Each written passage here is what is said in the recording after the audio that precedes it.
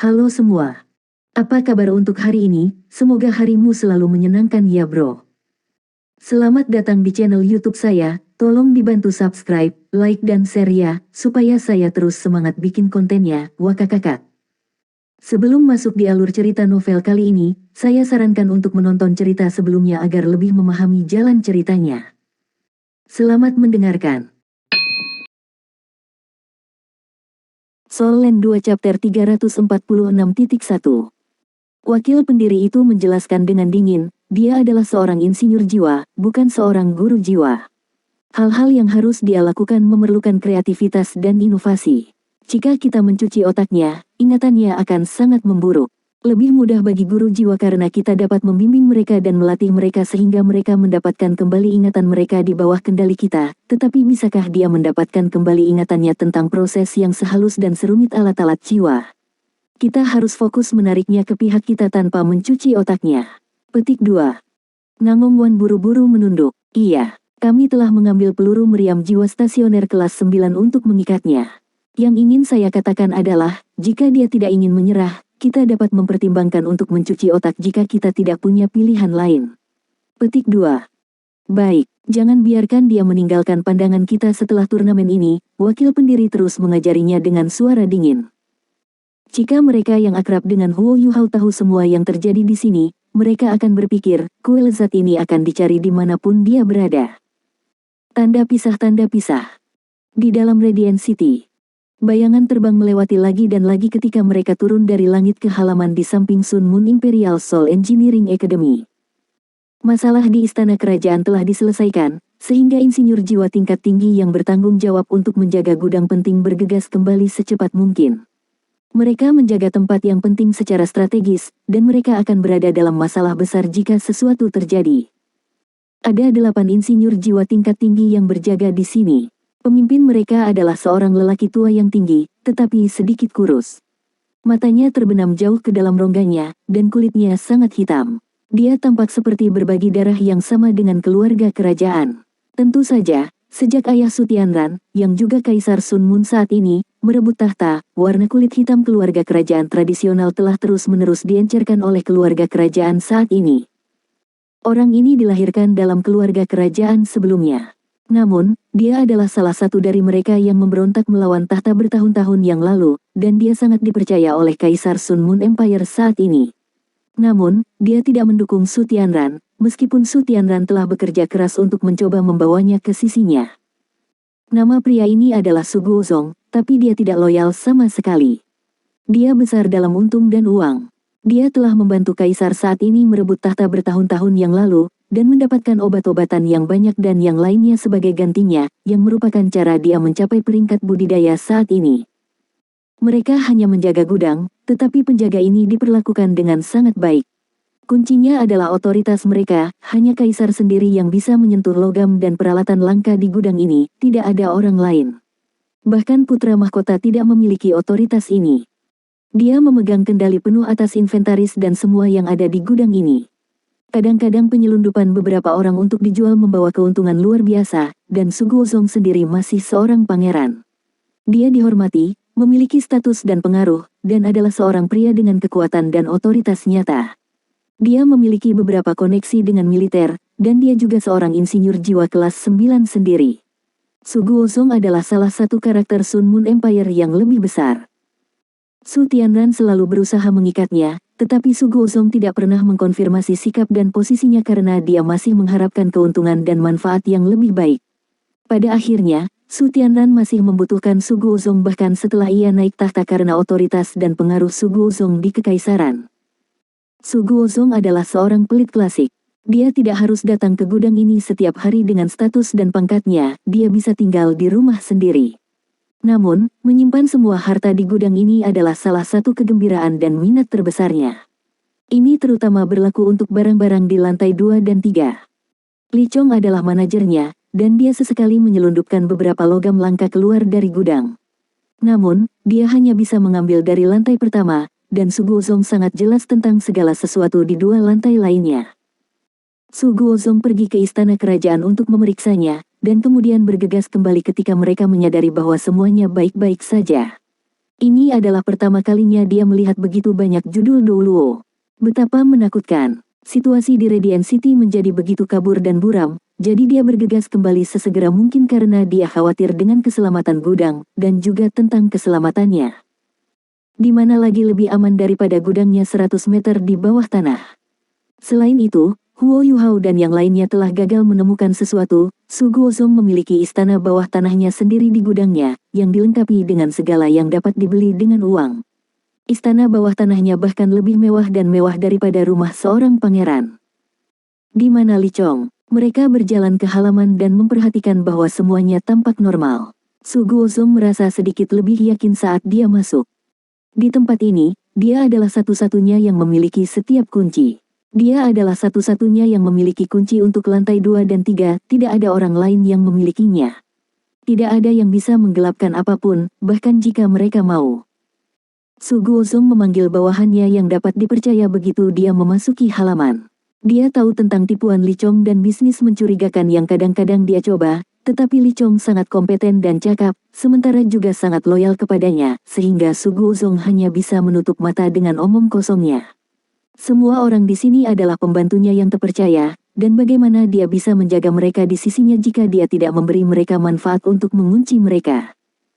Selain masalah lain, logam langka di sini yang tidak dapat diukur dengan uang adalah salah satu alasan paling penting ia mampu menarik para insinyur jiwa tingkat tinggi ini. Di mana kamu, Li Chong? Keluar, sekarang juga. Su Guozong merasa tidak enak ketika dia menyadari bahwa Li Chong tidak keluar untuk menyambutnya begitu dia masuk.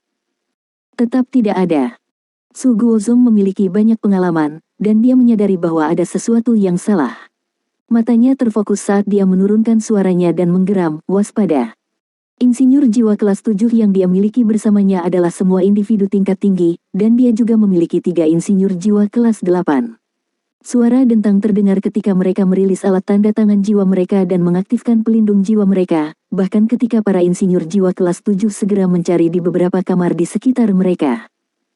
Namun, Li Chong tampaknya menghilang ke udara. Kamar-kamar lain semuanya kosong, dan tidak seorang pun bisa terlihat. Tidak ada yang terjadi di tempat ini juga. Salah satu insinyur jiwa kelas 7 berjalan keluar dari sebuah ruangan dan tertawa ketika dia memberanikan diri, "Tuan, mungkinkah dia minum anggur?" Ekspresi Su Guozong berubah lagi dan lagi saat dia menggeram sekali lagi, "Tidak, bukan itu." Li Chong selalu setia pada tugasnya. Bagaimana dia berani melangkah keluar dengan semua yang terjadi di luar sebelum ini? "Cepat, mari kita periksa gudang." Petik 2. Dia mengaktifkan pelindung jiwanya saat dia berbicara, dan menyerbu ke ruang tengah. Dia membuka lemari pakaian dan mengetuk kode sandi ketika mereka melanjutkan ke lift yang menuju ke gudang. Lift dengan cepat muncul, dan semuanya tampak normal. Su Guozong membawa bawahan tingkat tinggi ke lift. Seorang insinyur jiwa kelas 7 mengetuk dinding elevator dengan ritmis dan akrab. Mereka akan turun di lift ketika bergerak, dan kehilangan gravitasi yang kuat menghantam mereka di saat berikutnya. "Idiot, apa yang kamu lakukan?" Su Guozong marah. Su Guozong secara alami tahu apa artinya kehilangan gravitasi ini, itu terjadi ketika perangkap lift telah dipicu. Ini bukan satu-satunya pintu masuk ke gudang, tetapi lift ini adalah satu-satunya pintu masuk di sisi mereka, jadi wajar saja jika memiliki mekanisme anti pencurian.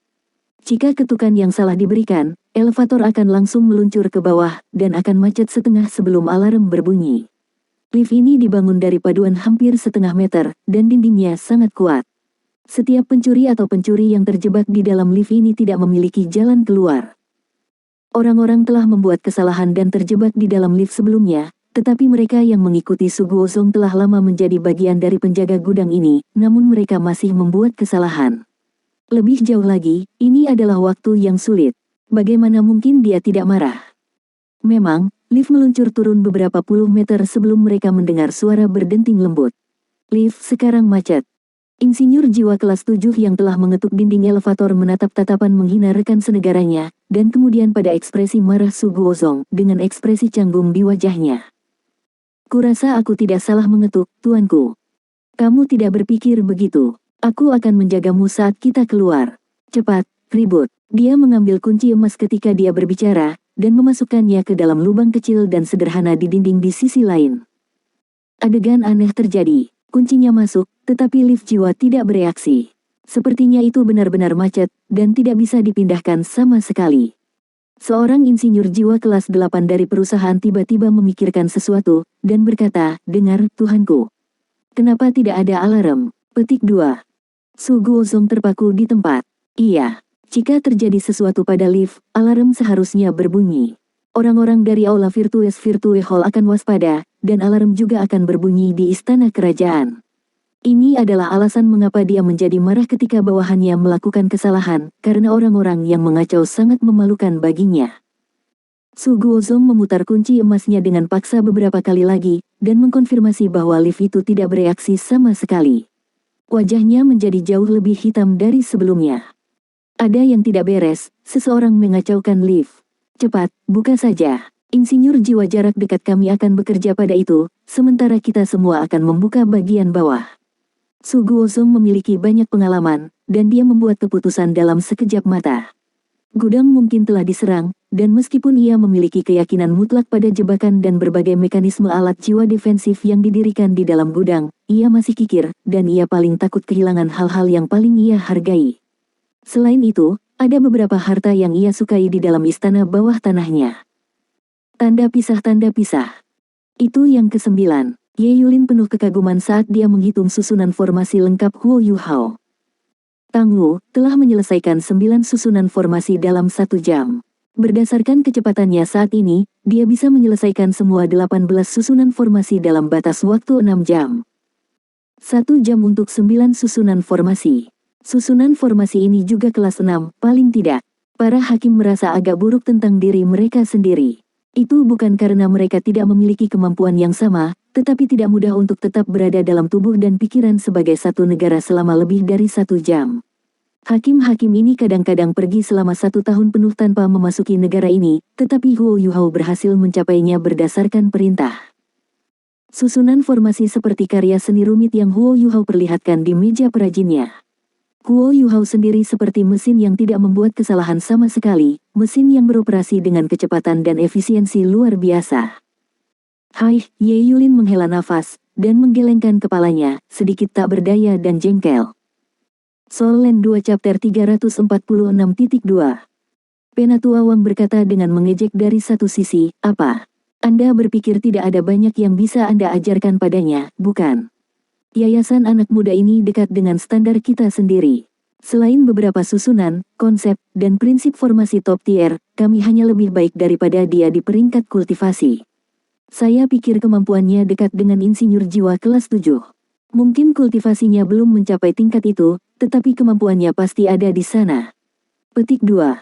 Ye Yulin mengangguk pelan dan setuju, "Ya. Jika dia semudah dia terlihat, kita para senior harus merasa bersalah. Meskipun dia lumpuh, aku sangat menyukainya. Siapa tahu, mungkin dia akan menciptakan keajaiban di dunia rekayasa jiwa kita di masa depan." Petik 2. Penatua Wang menghela nafas dan berkata, "Jangan terlalu memuji dia. Dunia tidak pernah kekurangan bakat dan keajaiban, tetapi mereka yang benar-benar berhasil dalam hidup, dan mungkin akhirnya menjadi legenda di zaman mereka, sangat sedikit dan jarang. Itu tergantung pada arahannya di masa depan. Saat ini, saya ingin melihat seberapa jauh ia dapat mengambil alat jiwanya yang berbentuk manusia dengan hanya 18 susunan formasi. Pernahkah Anda menyadari bahwa tidak satu pun dari 9 arai formasi yang telah ia buat dipersenjatai? Menurut aturan turnamen, setiap orang hanya diperbolehkan memiliki 1 alat jiwa. Dia akan melanggar peraturan jika dia memasang senjata eksternal." Petik 2. Ya, mari kita tunggu dan lihat. Jika dia sangat berbakat, maka dia seharusnya tidak tahu tentang aturan. Saya tidak berpikir kita bisa menebak apa yang dia lakukan tepat sebelum dia menyelesaikan alat jiwanya. Petik 2. Tanda pisah. Ke-10, ke-11, ke-12. Huo Yuhao terus menyelesaikan susunan formasi, satu demi satu. Jam ke-5 akan segera berakhir, dan seseorang telah menyelesaikan alat jiwanya pada saat ini. Kontestan pertama yang melengkapi alat jiwa mereka adalah Huang Zheng, yang mewakili aliansi Dusquater dengan Huo Yuhao dan Hekaitu. Alat jiwa Huang Zheng sangat khas baginya. Itu adalah lengan mekanik yang sangat besar, dan panjangnya 120 cm, dengan 3 cakar yang tajam di depannya. Seluruh lengan mekanik akan melekat pada lengannya sendiri, dan itu tampak mengkilap dan reflektif. Apa yang dilakukan alat jiwa ini hanya akan terungkap dalam putaran-putaran berikutnya. Alat jiwa yang dapat digunakan untuk turnamen tidak akan begitu sederhana atau standar, dan tidak ada yang tahu apa yang dilakukannya hanya dengan melihatnya. Huang Zheng tidak meninggalkan posisinya setelah menyelesaikan alat jiwanya. Sebagai gantinya, dia menyilangkan kakinya dan hanya duduk di sana. Dia sepertinya memasuki meditasi. Seluruh tubuhnya terlihat sangat tenang dan teratur, dan dia tidak tampak tegang, tidak terburu-buru, atau terlalu lambat. Penatua ketiga di area istirahat di bawah panggung kompetisi mengangguk puas. Dibandingkan dengan Huo Yuhao, yang benar-benar membuat orang khawatir, murid saya menunjukkan kemampuan yang seharusnya dimiliki oleh insinyur jiwa yang luar biasa. Dia sangat tertarik pada Huo Yuhao, tetapi dia masih memiliki banyak kepercayaan pada muridnya. Heike itu adalah orang kedua yang melengkapi alat jiwanya. Alat jiwa yang telah ia ciptakan menakutkan dan ganas. Heike itu telah membuat meriam besar. Di permukaan, meriam ini tidak terlihat seperti sesuatu yang bisa digunakan manusia pada umumnya. Huo Yuhao menggunakan banyak logam langka, tetapi alat jiwanya belum tentu lebih tinggi dalam volume keseluruhan daripada meriam Heike itu. Meriam Heike itu lebih dari 3 meter. Bagian yang paling menakutkan dari meriamnya adalah mulut meriam, diameternya 2/3 meter. Meriam ini bisa digunakan untuk kolom rumah yang tebal jika ditempatkan secara vertikal, rasanya sangat tepat atau menopang berat badan. Turnamen ini menyediakan berbagai jenis logam langka, tetapi tidak ada banyak jenis satupun. Oleh karena itu, meriam besar Heike itu tampak sangat mencolok dan mencolok ketika meriam itu berkedip dengan segala macam warna dari berbagai logam. Sayang sekali. Jika ketujuh hakim itu mengevaluasi meriamnya yang besar, mengevaluasinya sebagai pemborosan total tidak mungkin lebih tepat. Dia itu bahkan mungkin tidak bisa menggunakan meriam ini sendiri, dan bahkan jika dia bisa, itu masih sia-sia. Meriam besar ini adalah alat jiwa kelas 7, dan para hakim dapat melihat bahwa itu adalah meriam api kelas 7. Meriam rapid fire sangat berguna di antara alat-alat jiwa kelas 7, karena mereka dapat menembakkan kedua peluru meriam kekuatan jiwa dan peluru meriam jiwa stasioner. Mereka bisa menembakkan semua jenis peluru antara kelas 4 hingga kelas 7. Namun, meriam-meriam cepat seperti itu dipasang di sebuah pangkalan, dan sebuah kereta harus menariknya. Sebuah benteng juga diperlukan di belakangnya sebelum seorang insinyur jiwa dapat mengoperasikannya. Tidak ada yang pernah melakukannya seperti dia tidak punya pangkalan, hanya laras meriam. Apakah semua susunan formasi di dalam laras meriam? Apakah dia akan membawa meriam di bahunya? Bahkan jika dia bisa menembakkan meriam ini, itu tidak akan gesit sama sekali. Meriam rapid fire-nya tidak bisa mengunci sasarannya, yang berarti bahwa dia harus mengandalkan matanya untuk presisi dan akurasi. Tanda hubung.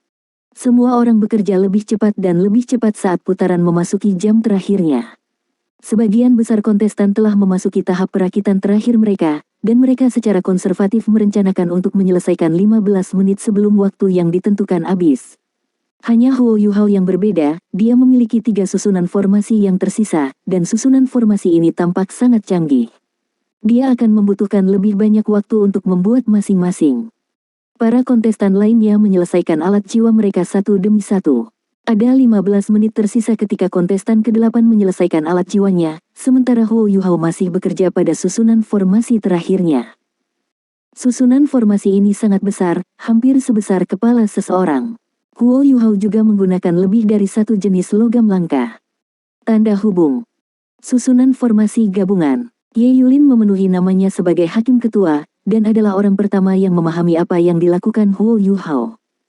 Susunan formasi gabungan mengacu pada penggabungan beberapa susunan formasi untuk membentuk susunan formasi baru dan multifungsi. Ini tidak dapat dicapai dengan hanya menghubungkan beberapa susunan formasi bersama.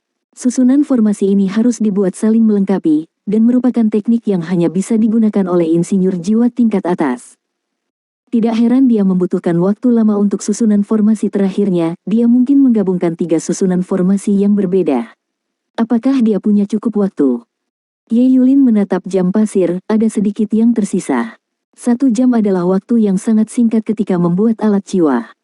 Penatua Wang berbisik, haruskah kita memperpanjang waktu? Ye Yulin menggelengkan kepalanya dan berkata, apakah itu penting bahwa dia mengklaim kejuaraan? Kami akan membiarkan dia menyelesaikan produknya bahkan jika jam pasir habis sebelum dia melengkapi alat jiwanya. Dia bisa menjadi nomor 1 di hati kita, dan itu sudah cukup. Beritahu para kontestan yang telah menyelesaikan alat jiwa mereka bahwa mereka tidak diizinkan membuat suara, dan mereka tidak dapat mengganggunya. Kalau tidak, mereka akan dihukum. Petik 2. Mulut Penatua Wang miring ketika dia berkata, kamu sangat bias.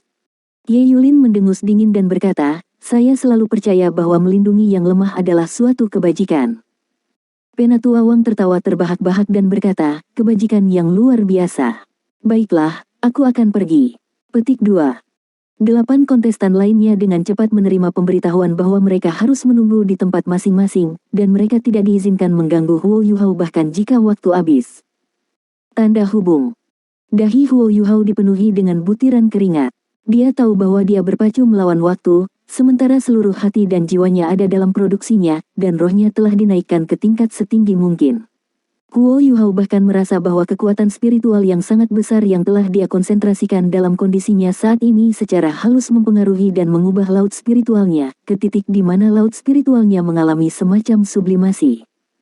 Pada saat ini, permaisuri es, Skydream Ichewom, dan permaisuri salju semuanya sangat pendiam di laut spiritualnya. Mereka takut membuat suara tunggal akan mengganggu atau menginterupsi dia. Huo Yuhao beruntung berada dalam kondisi saat ini. Dia telah memisahkan rohnya hari ini, dan avatar rohaninya telah menghabiskan waktu yang sangat lama di luar tubuhnya. Sebagian besar master jiwa bahkan tidak berani untuk mencoba sesuatu seperti ini, karena insinyur jiwa yang khas tidak memiliki 1 juta jiwa-jiwa seperti Skydream Ichewom di dalam lautan spiritual mereka yang melindungi asal spiritual mereka. Satu kesalahan bisa menyebabkan semangat mereka hancur berkeping-keping. Namun, percobaan Huo Yuhao berhasil. Selain itu, avatar rohaninya telah kembali tepat waktu pada saat yang genting, dan rohnya diintegrasikan kembali sementara kekuatan spiritualnya menyatu kembali ke tubuhnya. Ini memberi Huo Yuhao pemahaman yang lebih baik tentang ranahnya yang tidak berwujud yang konkret, dan saat itulah dia dengan cepat memasuki tubuh dan pikiran sebagai satu negara, mengkatalisasi kekuatan spiritualnya untuk bersirkulasi dengan kecepatan tinggi, dan dia bahkan berhasil mengkonsolidasikan sebagian dari dirinya. Wahyu dari sebelumnya. Segalanya tampak seperti bersatu. Sebagian besar kekuatan spiritual Huo Yuhao telah ditingkatkan oleh dew musim gugur menusuk full moon yang telah dia konsumsi. Dia telah mengasimilasi ramuan obat, tetapi dia tidak pernah bisa sepenuhnya mengendalikan kekuatan spiritual yang telah disempurnakan dan ditingkatkan oleh ramuan ini. Pada akhirnya, tubuhnya jauh lebih lemah dibandingkan dengan kekuatan spiritualnya. Dia bahkan tidak akan mampu menyimpan begitu banyak kekuatan spiritual jika bukan karena mata takdirnya. Pada saat ini, kekuatan rohaninya sublimasi sekali lagi, dan sedikit lebih terintegrasi dengan tubuhnya. Proses integrasi ini setara dengan meningkatkan seberapa banyak yang bisa diambil oleh laut spiritual di otaknya, dan juga meningkatkan kompatibilitas kekuatan spiritualnya dengan tubuhnya. Semakin baik kompatibilitas, semakin ringan beban di tubuhnya ketika dia menggunakan kekuatan spiritual. Meskipun fisiknya tidak membaik, dia sekarang bisa mengeluarkan lebih banyak kekuatan spiritual. Awalnya, Huo Yuhao hanya membutuhkan susunan formasi tunggal untuk yang terakhir. Namun, dia masih terbenam dalam keadaan itu, dan dia memberi dirinya tantangan sementara dia merasa terinspirasi sehingga dia bisa memaksa dirinya untuk menjalani sublimasi ini pada tingkat yang lebih tinggi. Meskipun ini berarti bahwa ia mungkin gagal untuk membuat alat jiwanya tepat waktu, kesempatan ini untuk menyuburkan kekuatan spiritualnya jauh lebih penting daripada turnamen ini. Tentu saja, Huo Yuhao pasti tidak akan mengakui bahwa fakta bahwa kekuatan spiritualnya begitu halus dan efisien ada hubungannya dengan dia mencuri bahan berharga yang tak terhitung jumlahnya. Tanda pisah. Sekte Tang telah bertemu dengan perusahaan Shrek Academy tidak jauh dari arena turnamen pinggiran barat. Zhang Lexuan mencapai hotel pada waktu yang hampir bersamaan dengan Su Sanxi dan yang lainnya. Zhang Lexuan akhirnya puas ketika dia mengetahui bahwa Huo Yuhao memang membuat rencana untuk Bei Bei, tapi dia masih mengikuti anggota Tang Sekte saat mereka dengan cepat mengantar Bei Bei keluar dari kota. Soul Land 2 Chapter 346.3 Seperti yang Penatua Xuan katakan, Radiant City sekarang berada di bawah darurat militer ketika kerumunan tentara menyerbu ke kota. Semua orang tahu bahwa pasukan ini tidak bisa berbuat banyak melawan para insinyur jiwa dan penguasa jiwa yang kuat, tetapi membawa mereka berkeliling lebih baik daripada tidak sama sekali. Paling tidak, para prajurit ini bisa membatasi pergerakan dan ruang bernapas mereka. Perjalanan keluar kota tidak terlalu berbahaya, mereka dengan mudah mengeksploitasi kekurangan tembok Radiant City.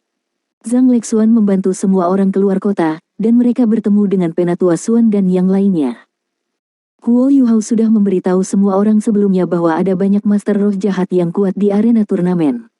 Karena itu, Penatua Xuan mengatur agar semua orang beristirahat di sebuah hutan kecil beberapa kilometer jauhnya. Penatua Xuan secara pribadi memulai beberapa tugas pengintaian, karena sulit bagi kebanyakan orang untuk menemukannya dengan kemampuannya.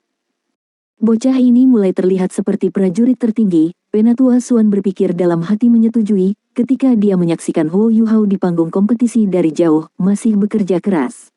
Huo Yuhao telah memberikan kontribusi besar kali ini, dan Penatua Xuan dapat membatalkan hukuman Huo Yuhao dari terakhir kali ketika mereka kembali ke akademi. Sayang sekali Dubushi dan yang lainnya tidak bisa diandalkan. Kalau tidak, kita mungkin akan mendapatkan lebih banyak jika saya membimbing mereka di sini. Mata Penatua Xuan mengalir dengan permusuhan dan pembunuhan saat dia terus berpikir. Jika dia bisa mengepung dan melenyapkan 3 organisasi bawah tanah, orang-orang Gereja Roh Kudus, dan Hakim Insinyur Jiwa itu, dampaknya terhadap Kekaisaran Sun Moon mungkin akan sebanding dengan membunuh Su Tianran. Tetapi Penatua Xuan sadar bahwa itu hanyalah sebuah fantasi. Ada 5 master jiwa jahat yang juga diberi gelar Douluo di sana, bersama dengan beberapa insinyur jiwa kelas 9 lainnya. Ada terlalu banyak individu yang sangat kuat di sana, dan orang-orang Akademi Shrek yang saat ini ada di sini tidak akan muncul tanpa cedera bahkan jika mereka bisa mengalahkan kelompok ini. Selanjutnya, pertempuran besar seperti itu membutuhkan waktu, sementara Kekaisaran Sun Moon jelas tahu bahwa Penatua Xuan dan yang lainnya sedang menuju ke sisi barat. Jelas bahwa Kekaisaran Matahari Bulan dipersiapkan. Sun Moon Divine Needle yang melayang di langit membuat seseorang bahkan sekuat Penatua Xuan merasa sangat terancam. Untungnya, Huo Yuhao telah memberitahu mereka tepat waktu, dan Wang Donger dan yang lainnya memberitahu perusahaan Shrek Academy bahwa wakil pendiri Gereja Roh Kudus dan beberapa penatua ada di sana. Jika tidak, Penatua Xuan mungkin akan memimpin semua orang untuk melakukan penyergapan. Mereka telah dipisahkan dari sekte tubuh pada saat ini, dan jika musuh dan bala bantuan musuh mereka berhasil mengelilingi dan menjebak mereka, Akademi pasti akan mengalami kerugian besar. Penatua Xuan menimbang pro dan kontra, dan memilih untuk menahannya pada akhirnya. Tujuannya sekarang adalah sederhana, dia ingin memastikan bahwa Huo Yuhao dan He Kai Tu kembali dengan selamat. Operasi mereka akan dianggap selesai begitu itu terjadi. Setelah itu, mereka harus menunggu dan melihat kejutan yang menyenangkan dari sinyal hijau Huo Yuhao. Tanda pisah.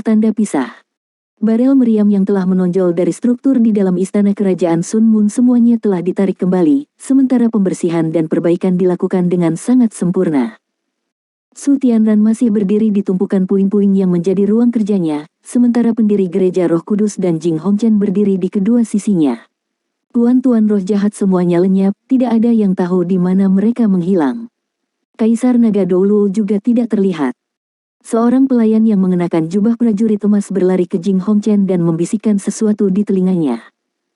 Jing Hongchen mengangguk dan berjalan ke Su Tianran. Yang mulia, sisi utara, timur, dan selatan telah ditempatkan pada siaga tertinggi, dan masing-masing meriam stasioner kelas 9 masing-masing telah ditetapkan dengan benar. Mereka akan langsung disambar oleh senjata terkuat kita jika mereka berani menerobos dari salah satu sisi itu. Menurut laporan pengintai kami, mereka berpisah beberapa waktu lalu. Kelompok yang dipimpin Akademi Shrek pergi ke sisi barat, sedangkan Body Sect, Heavenly Soul Empire, Starluo Empire dan yang lainnya memasuki rumah Viscount menuju ke timur. Mereka belum melakukan apa-apa setelah memasuki mansion. Mereka tampaknya bersembunyi dan menunggu kesempatan. Petik 2. Bersembunyi. Su Tianran sedikit mengernyit saat matanya terpejam. Minta seseorang untuk memantau mereka sedekat mungkin. Kita harus memaksa mereka untuk memilih sisi barat, dan saya tidak berpikir mereka hanya bersembunyi. Jika mereka telah terpisah dari kelompok Akademi Shrek, maka mereka pasti tidak akan menerobos dari sisi barat. Imperial Tutor, bisakah kamu mengirim beberapa orang dari sisimu ke sana? Petik 2. Baik, pendiri Gereja Roh Kudus mengangguk dan berbalik ketika dia menghilang ke dalam kegelapan. Tidak butuh waktu lama sebelum dia kembali. Aku sudah mengirim beberapa orang.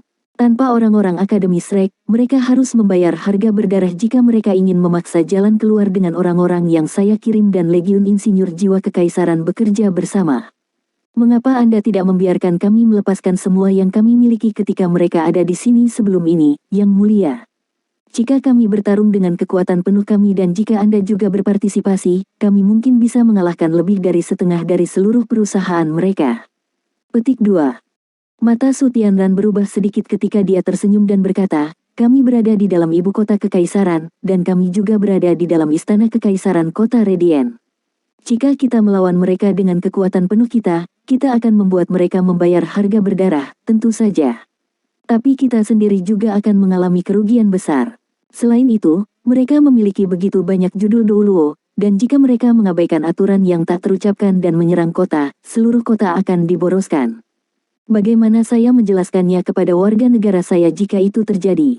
Kami harus menghadapi mereka dengan pukulan berat kali ini, sambil memastikan bahwa kami menghindari kerugian sebanyak yang kami bisa di pihak kami. Tidak mudah bagi Anda dan gereja Anda untuk mengasuh anak-anak muda dan talenta juga, bukan? Petik 2. Dia tahu betul mengapa pendiri gereja Roh Kudus menyarankan untuk bertarung di sini. Pria itu tidak peduli tentang kematian dan kehancuran, dan kematian begitu banyak warga sebenarnya sangat bermanfaat bagi tuan jiwa jahat. Su Tianran ingin seluruh dunia turun ke dalam kekacauan, tetapi bagaimana dia bisa membiarkan gereja Roh Kudus melakukan sesuatu seperti itu di sini?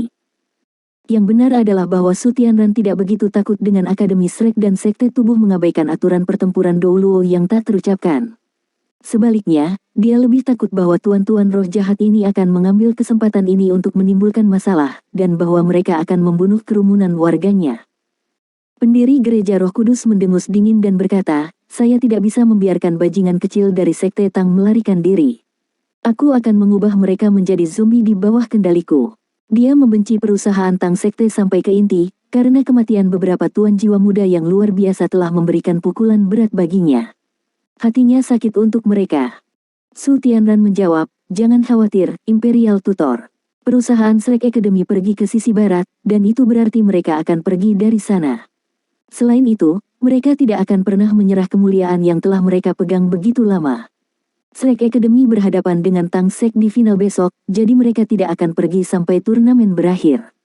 Mereka telah meninggalkan kota untuk saat ini, tetapi mereka mungkin akan kembali setelah beberapa saat karena mereka tidak tega meninggalkan anak-anak muda elit itu. Saya dapat menjamin bahwa mereka semua akan tetap ada jika mereka terus menuju sisi barat, dan kita dapat menyimpannya di sini selamanya dengan membayar harga yang sangat kecil. Petik 2. Pendiri gereja Roh Kudus memiringkan kepalanya dan tidak mengatakan apa-apa lagi. Tanda pisah. Waktu hampir habis. Tidak banyak pasir yang tersisa di jam pasir, dan bahkan Ye Yulin mulai merasa sedikit gugup. Tangan Huo Yuhao masih bekerja, dan tampaknya formasi 3-in-1 terakhirnya akan selesai. Bisakah dia membuatnya tepat waktu?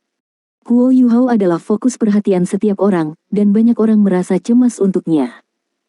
Mereka yang paling peduli dengan hasil turnamen ini adalah mereka yang bertaruh dan menempatkan uang mereka di chapter ini. Mulut dan tenggorokan semua orang kering pada saat ini. Tentu saja, tidak banyak orang yang memasang taruhan pada Huo Yuhao, dan banyak orang diam-diam mengejeknya.